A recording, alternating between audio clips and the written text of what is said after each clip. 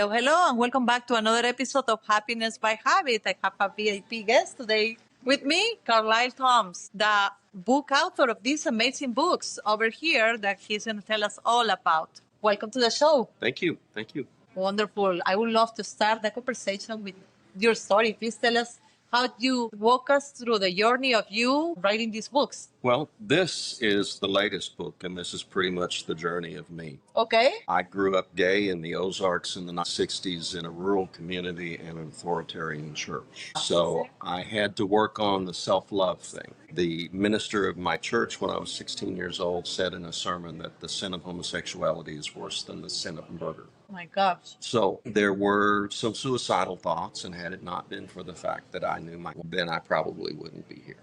Thanks God for her and then like her love and Right. unconditional love, Right. which we need. So when I got to college, I met wonderful mentors and guides, all of them heterosexual, who guided me to self-love and acceptance. I came through that. Part of this is based on having moved to Texas, which was a really rough move. So I had to pull some of my happiness skills out of my toolbox and use them when I moved here because it was extremely stressful. I happened to live across the street from the beach at the time that I moved, and I would come home from work and go walk along the beach and look for sea glass, and I noticed that the gulls always seemed to be laughing. I love that. You know, blow it off, forget about it. The gulls are laughing, lighten up.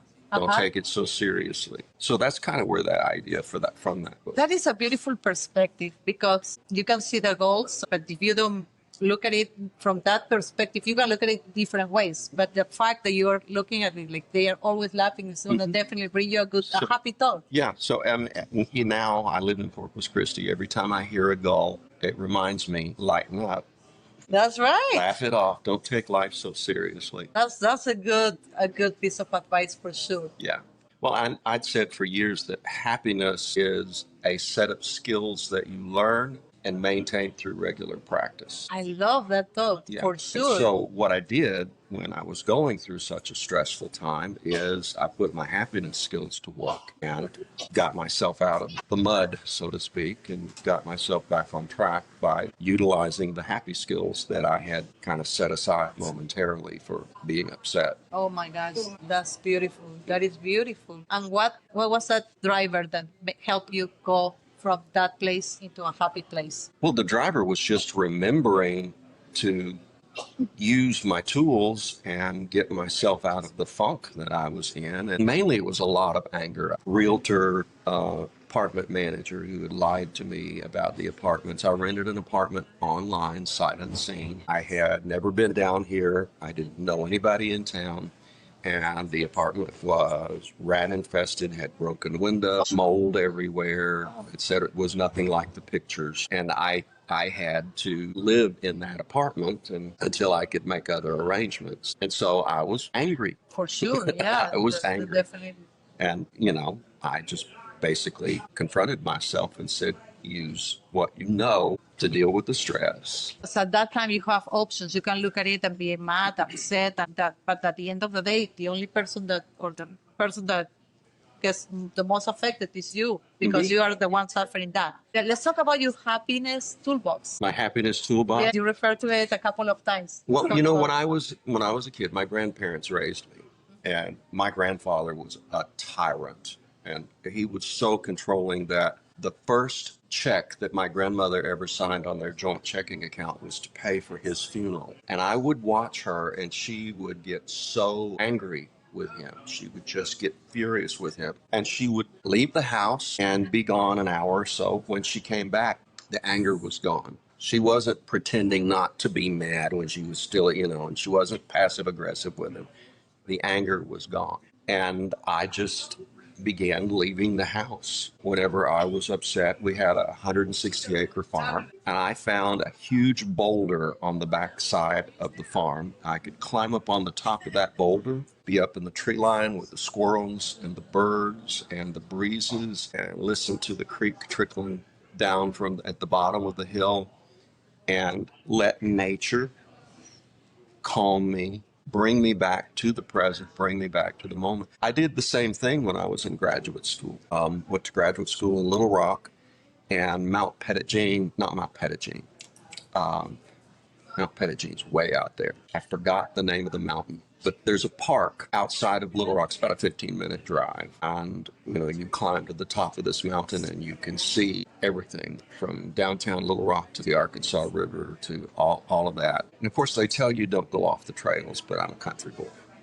So I found these cliffs up above the Arkansas River, and I would go and sit on those cliffs, watch the birds sailing around over the water, watch the tugboats coming down the river, do the same thing. Just allow Mother Nature to rock me in her arms. That's one of the main things. And then getting your thinking aligned where the cause and effect, every thought we think has an effect.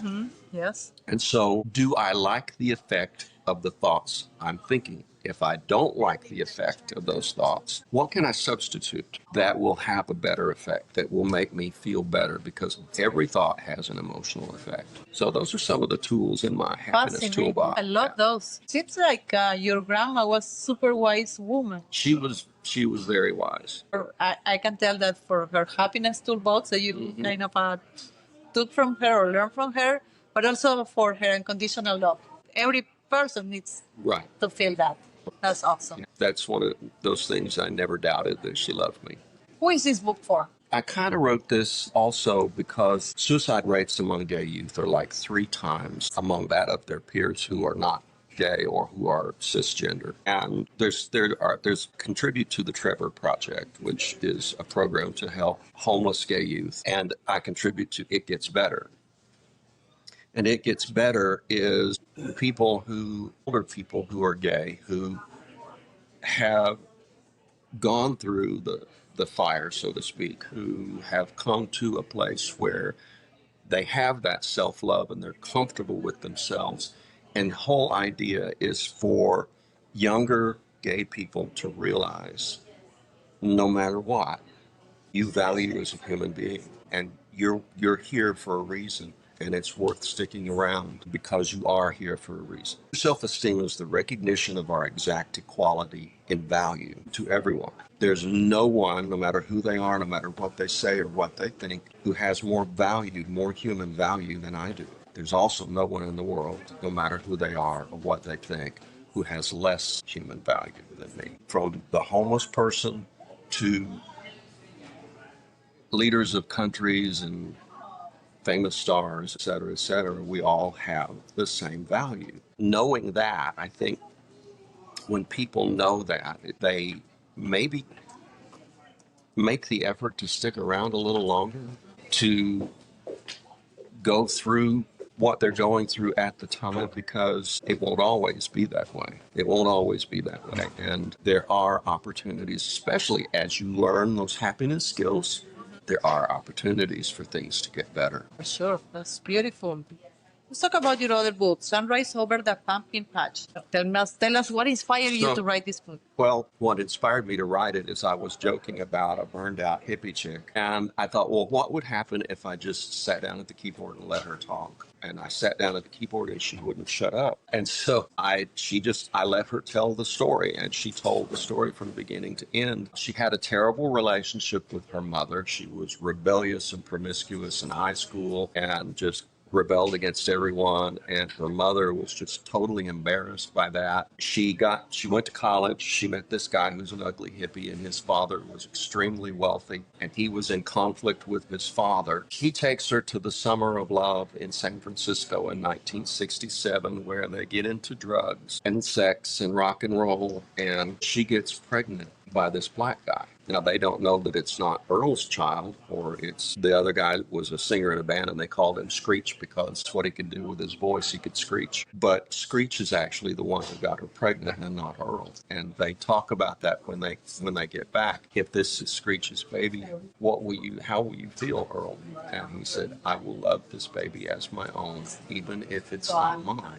But the child is born biracial, and they have to deal with their all-white families. The fallout from that. The child is born 4 days, on April 1st, 4 days before Martin Luther King is assassinated in 1968. Now, that just happened to be the timeline. It just happened to work out that way with the story. I didn't plan that. But that also led Lavella, who is the lead character here, led her into fear. You know, what will happen to me? What will happen to my child? What kind of world am I bringing my child into, knowing that she's going to be raising a child who has to face all the bigotry and prejudice? And then they end up moving to Nashville in the South, and she has to deal with women in the bridge club asking her, "What about your baby? We never see a picture of your baby."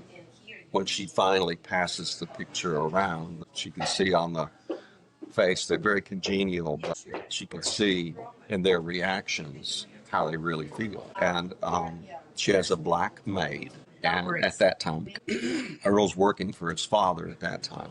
She has a black maid that is very, very wise. And her black maid sits her down and said, "You're new to this. You don't know how to deal with this. Black folks have been dealing with this for 400 years. And so let me help you with this. Let me talk to you about it. Let me give you some thoughts and ideas." So Elmira helped her to be able to make peace with that whole thing of having the biracial child. Is Lavelle a real character? Or is No, she's purely fiction. Everything in that is fiction. It all takes place, though, during the Vietnam War, during the Civil Rights Movement, and all of that. It all takes place in the 60s and just kind of happened that way. Wonderful. What are you working on now? I'm screenwriting now. I have one of my novels I converted to a screenplay, and it placed as a semifinalist in one international screenplay contest and a quarterfinalist in another. And so that's my first ever screenplay. And so I thought, well, maybe I have some talent for this. And what was going to be my next book, I have written as a screenplay instead. I've entered both of those in the Austin Film Festival, and we'll see if they like them as well as some of those other screenwriting competitions like. Oh, that's wonderful. Thank you so much for sharing your story, your journey, and your books with us. Thank you. All righty. Wonderful. Thank you. Bye-bye.